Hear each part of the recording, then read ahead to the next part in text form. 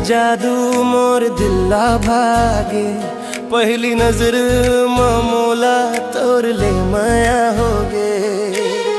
धीरे धीरे आके सपना में समा के, तोर बिनाए जिंदगी अब सुना लागे।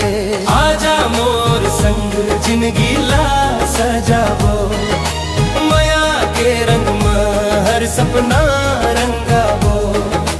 हाथ में हाथ धर के दुनिया ला भुलाबो, तोर संग रह के हर खुशी मनाबो।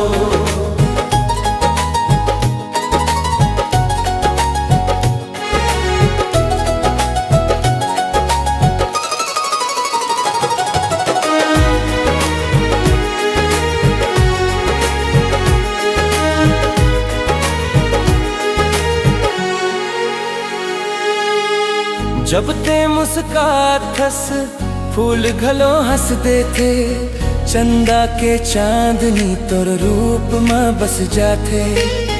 हवा घलो गुनगुनाए तोर नाम गावथे, मोर दिल हर रोज तोला माया जतावथे। सांझ के बेला में तोर राह ताकत हम, आवय कही के हर दिन आस धरत हम।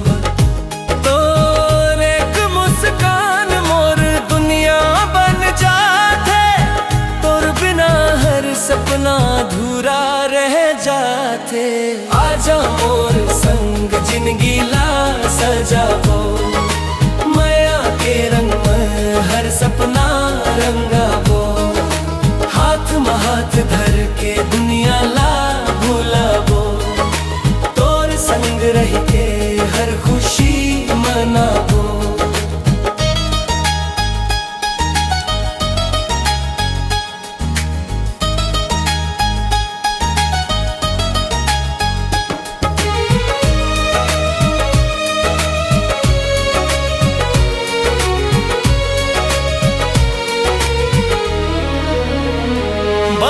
पर के छावम दोनों संग बैठबो, आने वाला कल के सपना ला देखबो।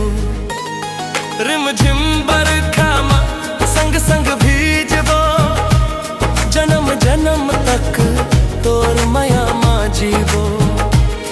तोर बोली कोयल जैसे, तोर चाल हिरनी जैसे, भगवान ले मांग थोड़ा ही बे मोर जिंदगी भर से। दूरी चाहे कत को हो जावे, दिले दिल कब दूर नहीं होवे। सच्चा माया जे कर होते ओ हर जन्म जन्म तक साथ निभाते।